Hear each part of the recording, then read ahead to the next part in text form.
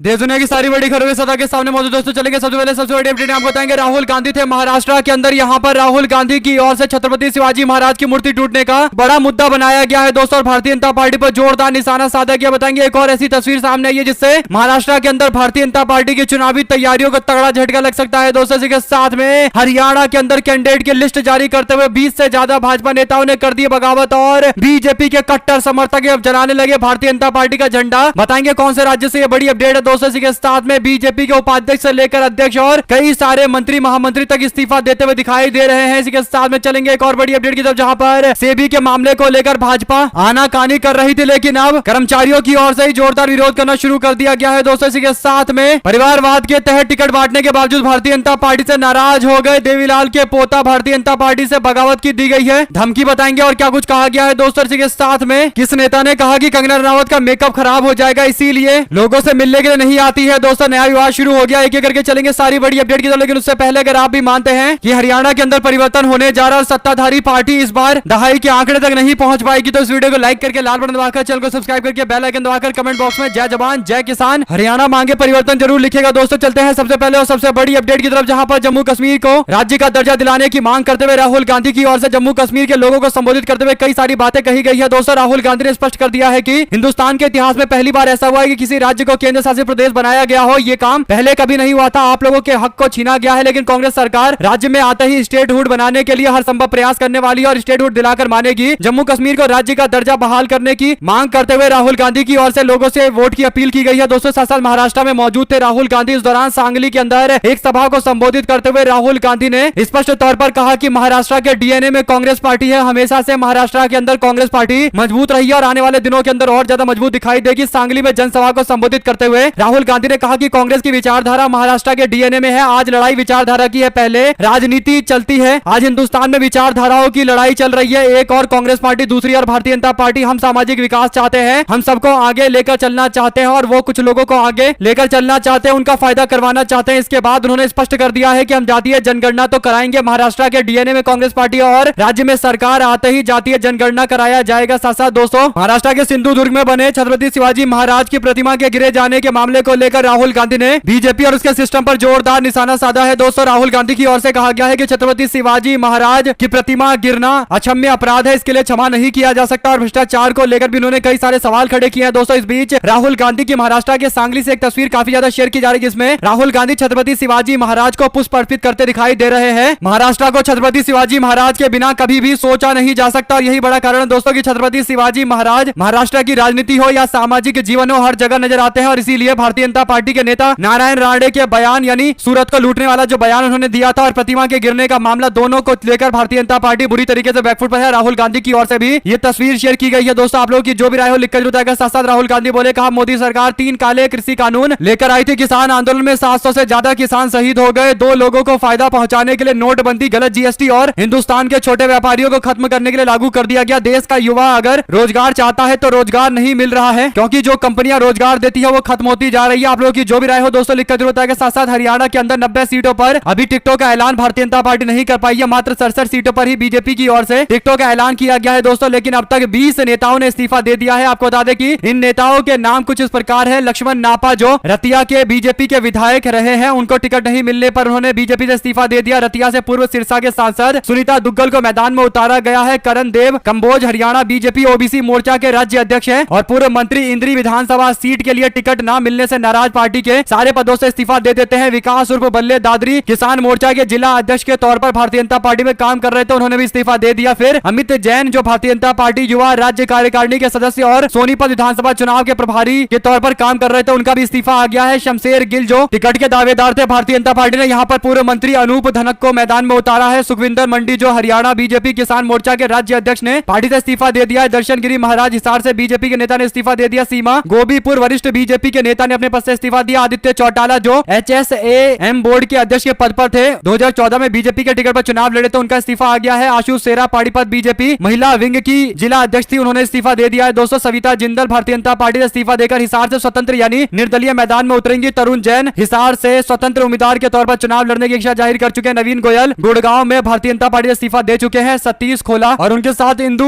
वेलेचा Bharatiya Janata party जिला उपाध्यक्ष और पूर्व काउंसलर संजीव वेलेचा की पत्नी ने भी इस्तीफा दे दिया है। बच्चन सिंह आर्य जो पूर्व मंत्री है भारतीय जनता पार्टी के, उन्होंने भी टाटा अलविदा बाय बाय कह दिया है। रंजीत चौटाला मंत्री के पद से इस्तीफा दे चुके हैं, स्वतंत्र उम्मीदवार के रूप में चुनाव लड़ने का निर्णय ले चुके हैं। विशंबर वाल्मीकि जो पूर्व मंत्री थे भारतीय जनता पार्टी के, उनका इस्तीफा आ गया है। पंडित जीएल शर्मा बीजेपी से इस्तीफा देकर दुष्यंत चौटाला के आवास पर पहुंच गए हैं। राज्य उपाध्यक्ष के पद से इस्तीफा दिया है उन्होंने। संभावना यह है कि 8 सितंबर को कांग्रेस पार्टी ज्वाइन कर लेंगे। सासा प्रशांत सनी यादव ने भी अपना इस्तीफा दे दिया। कुल मिलाकर दोस्तों 20 इस्तीफे अब तक सामने आ गए हैं। अगर आप भी मानते हैं कि आने वाले दिनों के अंदर और भी इस्तीफे इस तरीके के दिखाई देंगे तो अपनी राय जरूर बताएगा। साथ साथ हरियाणा में भारतीय जनता पार्टी का टिकटों की लिस्ट आने के बाद से कई जगह बीजेपी के कार्यकर्ताओं में भी नाराजगी देखने को मिल रही है। मीडिया तो बड़े बड़े नेताओं के इस्तीफे को देख रही है, लेकिन कई सारे कार्यकर्ता भी भारतीय जनता पार्टी को टाटा अलविदा बाय बाय कह रहे हैं। दोस्तों टोहना में भारतीय जनता पार्टी कार्यकर्ता ने पार्टी के झंडे में आग लगा दी। साथ साथ गुरुग्राम के विधानसभा सीट की बात करें तो यहाँ पर भारतीय जनता पार्टी ने एक ऐसे कैंडिडेट को चुनावी मैदान में उतारा है दोस्तों, जिसे लेकर लोगों में काफी नाराजगी। आपको बता दें कि एक मीडिया सर्वे में लोगों से पूछा गया था कि अगर भारतीय जनता पार्टी यहाँ से लोगों को कैंडिडेट बनाती है तो आपके लिए सबसे बेहतरीन कैंडिडेट कौन है, तो लोगों ने जीएल शर्मा को 32% वोट डाला था और सुधीर सिंगला को 16% लोगों ने समर्थन किया था। गार्गी कक्कड़ को 7% लोगों का समर्थन मिल रहा था। उम्मीद की जा रही थी कि इस सीट से भारतीय जनता पार्टी जीएल शर्मा को टिकट देगी दोस्तों, लेकिन ऐसा नहीं हुआ। भारतीय जनता पार्टी ने जीएल शर्मा को टिकट नहीं दिया। बीजेपी ने यहाँ पर मुकेश शर्मा को मैदान में उतारा है दोस्तों, और ऐसे में जीएल शर्मा अपना इस्तीफा मोहनलाल बड़ौली को भेज सकते हैं। आज उनके इस्तीफे भेजने की जानकारी है दोस्तों। बीजेपी ने डैमेज कंट्रोल करने की कोशिश की है, लेकिन अभी तक भारतीय जनता पार्टी से कुछ भी कंट्रोल नहीं हो रहा है। सूत्रों के मुताबिक भारतीय जनता पार्टी प्रदेश उपाध्यक्ष जीएल शर्मा दीपेंद्र हुड्डा और भूपेंद्र हुड्डा से मुलाकात करके आ गए हैं और आज कांग्रेस पार्टी में जाने को लेकर भी कुछ बड़े ऐलान किए जा सकते हैं दोस्तों। जो भी अपडेट आती रहेगी आप लगातार पहुंचाते रहेंगे। साथ साथ भजनलाल के बेटे कुलदीप बिश्नोई की ओर से 4 जनवरी 2022 को कहा गया था कि रोजगार का ढोल पीटने वाले खट्टर दुष्यंत के राज में हरियाणा बेरोजगारी में देश में अव्वल स्थान पर है। करप्शन की वजह से सरकारी भर्तियां सिरे नहीं चढ़ पा रही है। बार बार पेपर लीक, पेपर रद्द तथा सरकार की गलत नीतियों से प्राइवेट सेक्टर में घट रहे रोजगार से युवा वर्ग का भविष्य अधर में है। कुल मिलाकर दोस्तों कुलदीप बिश्नोई इस तरीके का पहले बयान दिया करते थे जब वो भारतीय जनता पार्टी में नहीं गए थे। कांग्रेस पार्टी ने उसी बयान को टैग करते हुए लिखा कि बेरोजगारी और करप्शन से मुक्ति दिलाएंगे, हरियाणा को फिर विकसित बनाएंगे। आपको बता दें कि कुलदीप बिश्नोई के बेटे भव्य बिश्नोई को आदमपुर विधानसभा क्षेत्र से मैदान में उतारा गया। इसी के साथ में कुलदीप बिश्नोई के कुछ सहयोगियों को भी बीजेपी ने टिकट दिया है दोस्तों। यहां तक कि भारतीय जनता पार्टी ने डिप्टी स्पीकर की सीट चेंज करवा दी है कुलदीप बिश्नोई के समर्थक को टिकट देने के कारण। और अब कुलदीप बिश्नोई के पुराने बयानों को टैग करते हुए कांग्रेस पार्टी ने जवाब देते हुए कह दिया है कि बेरोजगारी और करप्शन से मुक्ति दिलाएंगे और हरियाणा को फिर से विकसित बनाएंगे। साथ साथ दोस्तों पलवल जिले के पथला विधानसभा से बीजेपी की टिकट की आस से लगाकर बैठे दीपक डागर ने टिकट न मिलने के बाद फूट फूट कर रोते हुए कार्यकर्ताओं को संबोधित किया है दोस्तों। दीपक डागर ने रविवार को अपने समर्थकों की मीटिंग बुलाकर एक बड़ा फैसला लेने की बात कही। भाजपा ने पथला से टिकट काटकर टेकचंद शर्मा को मैदान में उतारा है। ऐसे में आप लोगों की जो भी राय हो लिखकर जरूर बताएगा दोस्तों। चलते हैं एक और बड़ी अपडेट की तरफ, जहां पर शेयर बाजार के रेगुलेटर सेबी के चेयरपर्सन माधवी पुरी के इस्तीफे की मांग को लेकर सैकड़ों की संख्या में सेबी के कार्यकर्ता नाराज नजर आए। कर्मचारियों ने जोरदार विरोध किया। मुंबई स्थित मुख्यालय के बाहर विरोध प्रदर्शन देखने को मिला। इन कर्मचारियों ने सेबी के चेयरपर्सन के इस्तीफे की मांग की है और उस बयान को वापस लेने को कहा है जिसमें माधवी पुरी बुच के खिलाफ कर्मचारी द्वारा वित्त मंत्रालय को लिखे पत्र में की गई शिकायत के लिए बाहरी ताकतों को जिम्मेदार ठहराया गया है। दोस्तों आप लोगों की जो भी राय हो लिखकर जरूर बताएगा। साथ साथ हरियाणा के फतेहाबाद के रतिया विधानसभा से भारतीय जनता पार्टी विधायक लक्ष्मण नापा ने टिकट कटने पर पार्टी से इस्तीफा दे दिया है और अब कांग्रेस पार्टी के बड़े नेताओं के साथ उनकी लगातार बैठक जारी है। उम्मीद की जा रही है कि अब वो कांग्रेस पार्टी ज्वाइन कर लेंगे। साथ साथ चौधरी देवीलाल के पोते ने भी भारतीय जनता पार्टी से बगावती तेवर दिखाने शुरू कर दिए हैं। दरअसल दोस्तों आदित्य चौटाला ने डब्बाली सीट से सिंगल पैनल में उनका नाम था, लेकिन भाजपा जानबूझकर चीजों को लटका रही है। इससे लोगों में गलत संदेश जा रहा है। आदित्य चौटाला ने बताया है कि इसी बात से नाराज होकर उन्होंने हरियाणा के मार्केटिंग बोर्ड के चेयरपर्सन के पद से इस्तीफा दे दिया है। आदित्य चौटाला ताऊ देवीलाल के सबसे छोटे बेटे जगदीश चौटाला के बेटे हैं। वह लंबे समय से भारतीय जनता पार्टी से जुड़े रहे हैं दोस्तों। वो सिरसा जिला में पार्टी के जिला अध्यक्ष भी रह चुके हैं। आदित्य चौटाले के इस्तीफे की कॉपी सोशल मीडिया पर काफी शेयर की जा रही है। रंजीत के डब्बाली वाले बयान के बाद इस्तीफा देखने को मिला है दोस्तों। आप लोगों की जो भी राय हो लिखकर जरूर बताएगा। चलते हैं एक और बड़ी अपडेट की तरफ, जहां पर क्या अपर्णा यादव ने चाचा शिवपाल यादव से मुलाकात की है क्योंकि भारतीय जनता पार्टी से उनकी नाराजगी की खबरें चल रही है दोस्तों। ऐसा इसलिए क्योंकि भारतीय जनता पार्टी ने उनको एक तो इतने दिनों के बाद कोई पोस्ट दिया है और वो भी पोस्ट ऐसा दिया है कि अब उनके स्टैंडर्ड के हिसाब से ये पोस्ट नहीं है, तो उनमें नाराजगी है। दरअसल दोस्तों उनको उत्तर प्रदेश में महिला